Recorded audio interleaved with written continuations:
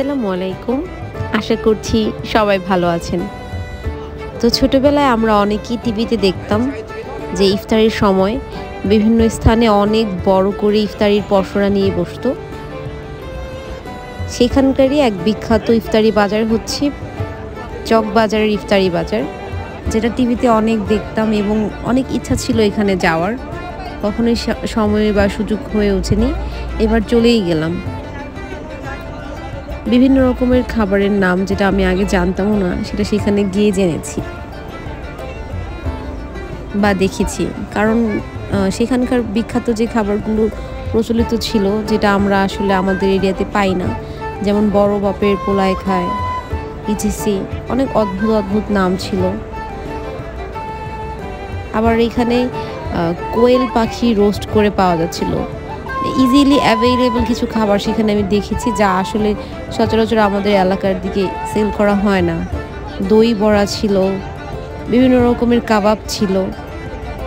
এত সুন্দর স্মেল আসছিল, আসলে রোজা রেখে সেখানে যাওয়াটা একটু কষ্টেরই মনে হয়েছে আমার কাছে। আর খাবারের ঘ্রাণ শুনে মনে হচ্ছিল খাবারগুলো অনেক মজার হবে, তবে আসলে ট্রাই করা হয়নি। এই দেখেন কি পরিমাণ ভিড় ছিল। আমি কিন্তু 3 ঘন্টা আগে গিয়েছিলাম, অর্থাৎ আমাদের রোজা ইফতার তো 6টার পরে হয়, 3টার দিকে আমি সেখানে গিয়েছিলাম, তারপরও এত পরিমাণ ভিড় ছিল।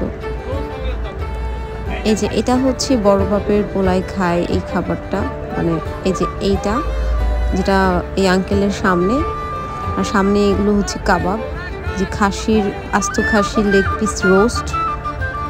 কি বলবো, মানে কষ্ট হয়ে যাচ্ছিল রোজা রেখে এই ঘ্রাণগুলো নেওয়াটা। অনেক সুন্দর করে সাজিয়ে রাখা খাবারগুলো, ঘ্রাণও অনেক আসছিল। তবে অনেকের মতে যে এই খাবারগুলো তো সব সেল হয় না, পরের দিনের জন্য রেখে দেওয়া হয়, তো কোনটা তাজা কোনটা বাসি এটা বোঝা একটু মুশকিল।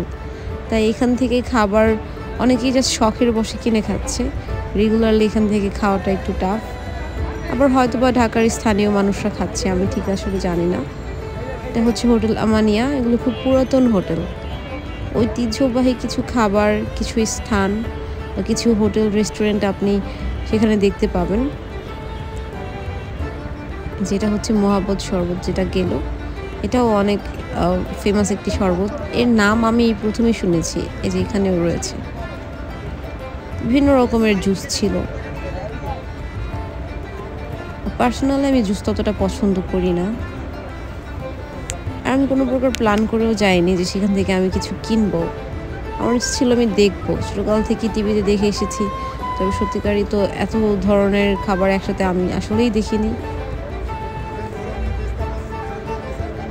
আর এখানকার মানুষরা খাদ্য রসিক হয়, অনেক ভোজন প্রিয় মানুষ হয়, তো তারা বিভিন্ন ধরনের খাবারই এখান থেকে পারচেস করে থাকে হয়তো, যেহেতু এত বড় করে পসরা নিয়ে বসেছে এবং এটা স্থানীয় ভিত্তিকে কিন্তু চালু হয়েছে। আমি একজন মানুষ যে গাজীপুর থেকে চলে গিয়েছি, ওরা এত প্রচলিত, টিভিতেও তো ওদের বাজারগুলো অনেক বেশি দেখায়, যেহেতু নানান ধরনের খাবার নিয়ে বসে ওরা। এটা হচ্ছে ডিসেন্টের হালিম, সেখানকার সবচেয়ে বেস্ট হালিম নাকি এটাই। এইখানের যে হালিমটা, সেখানে মাংসটা হচ্ছে আস্ত দেয় না, মাংসটা গ্রেট করে দেয়। আমি ভেবেছি কেমন হবে, মাংস আস্ত নেই, বাট আমার কাছে অনেক ভালো লেগেছে। বেস্ট বলতে হালিমটা আসলে আমরা বাজারে যে সাধারণ হালিমটা পাই, এটা কিন্তু ওরকম না, প্রিমিয়াম লেভেলের হালিম ছিল। টেস্টটা জাস্ট মানে আপ টু দ্য মার্ক ছিল। এটা হচ্ছে আনন্দ বেকারির ভেতরে, ওরা আসলে মিষ্টান্ন আইটেমগুলোই করে। শুধুমাত্র রোজা উপলক্ষে ওরা কিছু ইফতারি আইটেম রেখেছিল।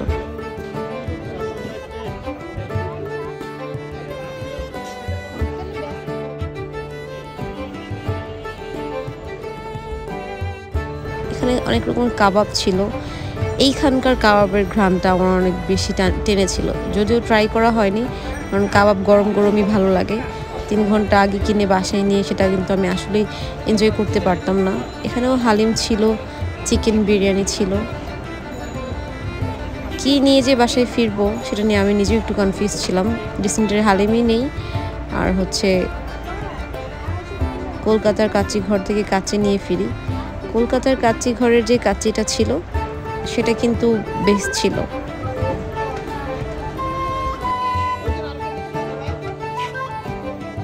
শুনেছি কলকাতার কাচ্চি ঘরে যে কাচ্চিটা পাওয়া যায় বাসমতি রাইসের, ঢাকায় ওরাই প্রথম নাকি এই বাসমতি চালের কাচ্চিটা শুরু করেছিল এবং ওদের টেস্ট আমার কাছে অথেন্টিক লেগেছে।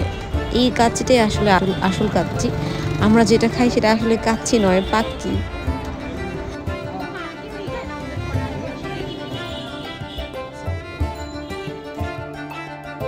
That's all for today. Thanks for watching. Allah Hafiz.